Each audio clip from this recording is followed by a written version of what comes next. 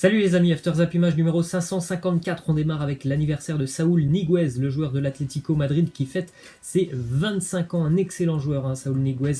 Il faut rappeler aussi que lors de ses grands débuts dans le monde professionnel avec l'Atlético Madrid, c'est lui qui l'avait annoncé pendant presque 2 ans. Il a dû combattre la maladie, ça avait été même parfois très compliqué pour lui. Il avait même dit, je crois, c'était lors d'un match de Ligue des Champions du côté de Leverkusen, il me semble 2015 ou 2016, il avait vomi quasiment 7 fois sur le terrain ou en dehors, en tout cas en rentrant à la mi-temps. Il avait de gros problèmes au niveau des reins. Heureusement, tout va pour le mieux maintenant pour l'excellent joueur madrilène. On continue avec des infos du côté de la Ligue 1 et déjà cette situation assez improbable pour le joueur de l'AS Monaco, Islam Slimani, qui était donc avec l'Algérie cette semaine.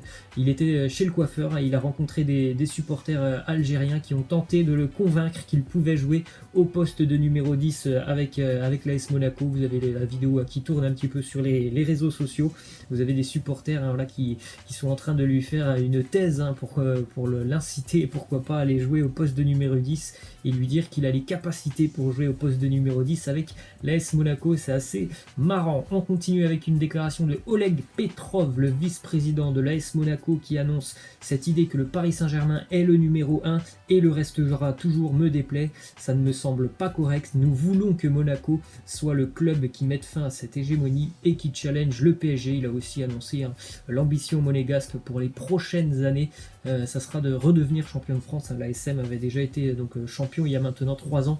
Il y avait une très grosse équipe. C'est pas vraiment le cas maintenant du côté de Monaco. Il y a encore de bons joueurs, mais il n'y a pas un gros collectif du côté de Monaco. Et depuis maintenant plus de 2 ans, c'est un peu plus compliqué. Mais pourquoi pas. En tout cas, ça prendra certainement beaucoup de temps pour les Monégasques avant de concurrencer le Paris Saint-Germain. On continue avec d'autres infos Ligue 1 du côté du SCO Angers. Déclaration de Stéphane Moulin, l'entraîneur, qui nous dit: parfois en France, on a l'impression qu'il ne faudrait que faire des petits ponts ou des dribbles. Non, il faut de tout, être bon techniquement, physiquement, tactiquement et aussi mentalement. En tout cas, l'équipe angevine de Stéphane Moulin est vraiment une des équipes les plus compliquées à jouer, je pense, en Ligue 1. Elle est assez complète, cette équipe angevine. D'ailleurs, Angers, dès lors qu'ils sont montés de Ligue 2 à Ligue 1, ils ne sont jamais redescendus. C'est quand même assez rare, il faut le souligner, mais c'est une équipe vraiment très complète qui en général se maintient quand même assez tranquillement en Ligue 1, donc c'est vraiment compliqué de les jouer. Vous avez des stats aussi qui montrent bien qu'Angers est une équipe qui est assez complète, qui est assez vaillante.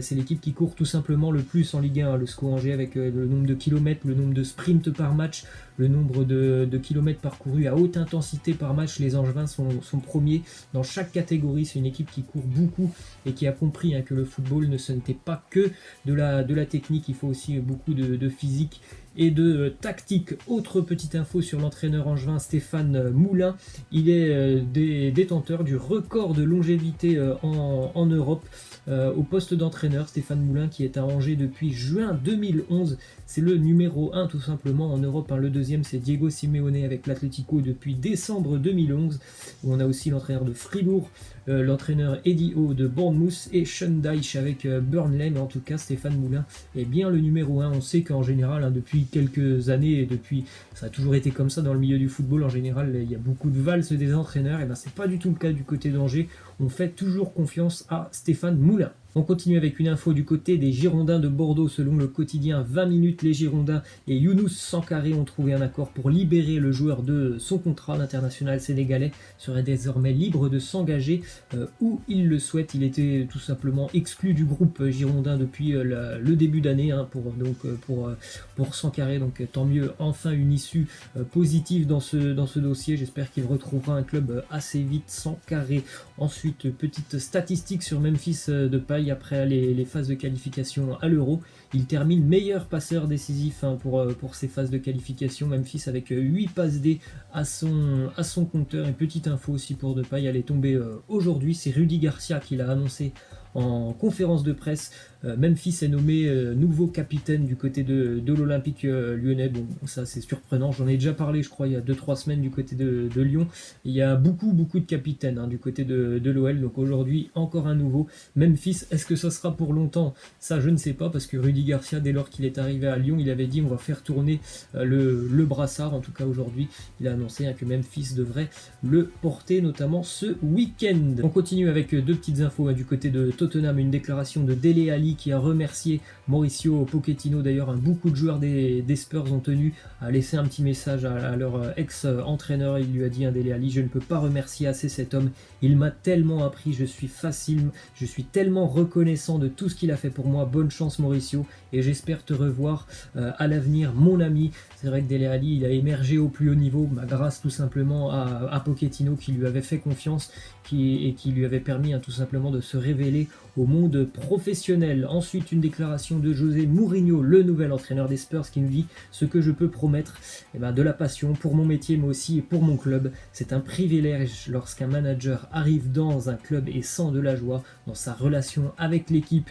qu'il va diriger. Tant mieux, ça a l'air de plutôt bien se passer, on va dire, la découverte entre Mourinho et son groupe, et peut-être que ça va vraiment faire du bien aux Spurs qui sont quand même en difficulté depuis le début d'année 2019. Les statistiques parlent, en première ligue c'est assez compliqué. Ils sont aussi très très loin maintenant de la course à la Ligue des Champions. Les Spurs en première ligue, je crois qu'ils sont 14e si je ne me trompe pas.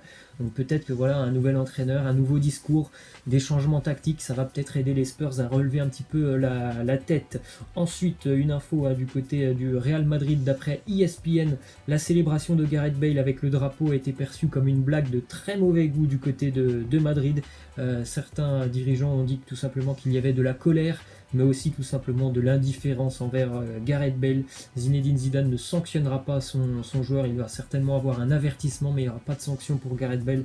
Je pense que tout le monde, ou peut-être que tout le monde ne l'a pas vu, mais Gareth Bale, lors de la victoire des Pays de Galles qui se sont qualifiés pour l'Euro, après le match, il avait un drapeau gallois où était marqué dans l'ordre Pays de Galles, Golfe et Madrid. Donc voilà, on va dire que pour lui à Madrid c'est complètement secondaire dans sa vie. Ensuite, justement, une info qui concerne le départ de Gareth Bale, ça sera normalement pour l'été prochain. C'est son agent qui l'a annoncé. Il a exclu la piste d'un départ cet hiver, mais il a annoncé que normalement Gareth Bale quitterait le Real l'été prochain. Autre info mercato qui concerne le Real Madrid et l'AS Roma. Les Romains sont en quête d'un nouvel attaquant et les Romains se sont penchés sur le dossier Mariano Diaz, le joueur du Real ex-lyonnais. Le Real Madrid pourrait le laisser partir contre un chèque de 20 millions d'euros. Mariano Diaz qui n'a quand même pas énormément de temps de jeu ces derniers temps avec le Real Madrid. Ça pourrait être une piste intéressante pour la Roma. Ensuite, justement, autre info qui concerne là aussi l'AS Roma. L'AS Roma a informé par l'intermédiaire d'un communiqué que des discussions sont en cours avec de potentiels investisseurs. Rien n'est fait pour le moment, mais les différents partis sont en train de discuter, de parlementer, donc peut-être qu'on va avoir le droit de voir la Roma avec certainement plus d'argent si ces discussions aboutissent, des investisseurs qui seraient prêts à tout simplement investir, c'est le cas de le dire, du côté du club romain. Ensuite, déclaration de Aurelio De Laurentiis, le président du Napoli, qui est maintenant ouvert à la discussion pour un départ de Kalidou Koulibaly. Il demandera 75 millions d'euros pour libérer son défenseur. On rappelle qu'il avait annoncé il y a quelques mois que Koulibaly c'était bien plus que 100 millions d'euros. Visiblement, il a revu sa proposition à la baisse. Koulibaly est certainement l'un des meilleurs défenseurs centraux depuis plus d'un an et demi maintenant. Ensuite, une info qui concerne Zlatan Ibrahimovic.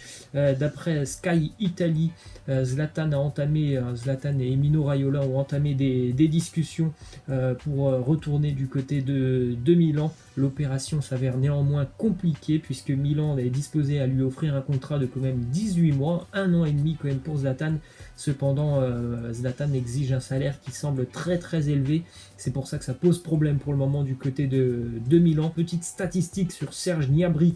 En marquant 13 buts en autant de rencontres avec l'Allemagne, Serge Gnabry a égalé un record vieux de 50 ans. C'était un record de Gerd Müller, donc bravo à Gnabry, un record de 50 ans, c'est pas tous les jours que ça peut tomber, et Gnabry l'a fait, hein, ça a été l'un des hommes en forme de la campagne de qualification allemande. On continue avec cette petite info aussi qui concerne un ex-grand attaquant de la sélection allemande, Mario Gomez, qui devrait mettre un terme à son contrat avec Stuttgart fin 2020. Il a été approché par un club japonais, le Vissel Kobe, qui avait notamment accueilli Andrés Iniesta, hein, il y a quelques mois. Mario Gomez évolue donc avec Stuttgart, hein, c'est son équipe où il a débuté dans sa carrière.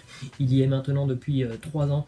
C'est plus le grand Mario Gomez non plus, hein. Même là à l'heure actuelle il est en 2e division allemande et il ne joue pas énormément avec le club de Stuttgart. Et on va continuer et terminer cet After Zap Image avec cette petite info partenariat et équipementier. Le Borussia Dortmund et Puma vont continuer l'aventure jusqu'en 2028. Le club allemand va quand même toucher un sacré chèque, 250 millions d'euros jusqu'en 2028, ce qui fait à peu près 25 millions d'euros en gros, hein, par an pour le Borussia Dortmund.